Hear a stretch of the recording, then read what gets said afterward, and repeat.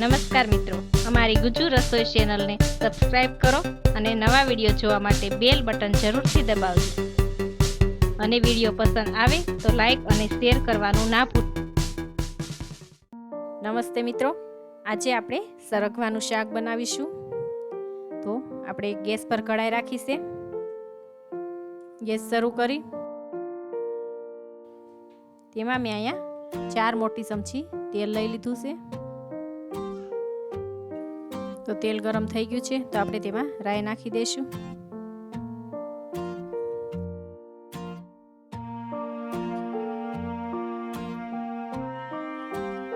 રાઈ તતડી જાય એટલે આપણે તેમાં આખું જીરું નાખી દઈશું.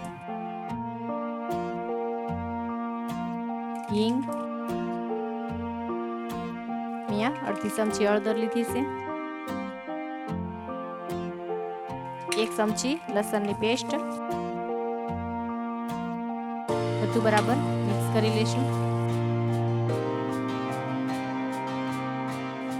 ત્યાર પછી આપણે તેમાં મેં આ 3 મોટી ચીંગ સરગવાની લીધી છે. ઝીણા કટકા કરી અને બાફી લીધી છે. સરગવાની સિંગ કુકરમાં 1 સીટી થવા દેવી.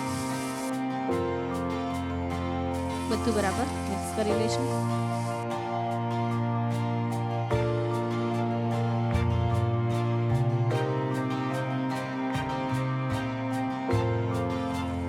આ રીતે મિક્સ થઈ જાય એટલે આપણે તેમાં લાલ મરચું પાવડર નાખવાનું છે. મેં અહીંયા 1.5 ચમચી લીધી છે.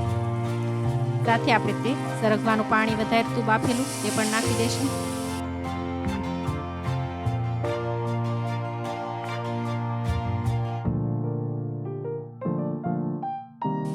બધું બરાબર મિક્સ કરી લેશું.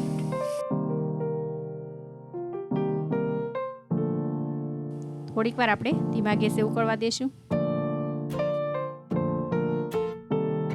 હવે મેં અહીંયા ધાણા જીરું 1 ચમચી લીધું છે, તે નાખી દઈશું. 1 ચમચી ખાંડ ને સ્વાદ અનુસાર મીઠું નાખીશું. બધું બરાબર મિક્સ કરી મેં અહીંયા 2 ચમચી બેસનનો લોટ લીધો છે. તેમાં 3 ચમચી જેટલી છાશ નાખી અને પૂરી બનાવી લીધી છે એની તેમાં આપણે નાખી દઈશું.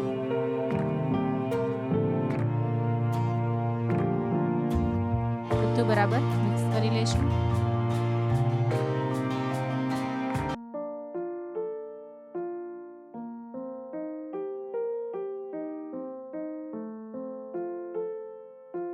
ત્રણથી 4 ચમચી જેટલું પાણી નાખીશ અને બધું બરાબર મિક્સ કરી ધીમા ગેસે આપણે ઉકળવા દઈશું. બધું બરાબર મિક્સ કરી અને ધીમા ગેસે આપણે સળવા દઈશું. જ્યાં સુધી તેલ ઉપર ન આવે ત્યાં સુધી આપણે સળવા દેવાનું છે.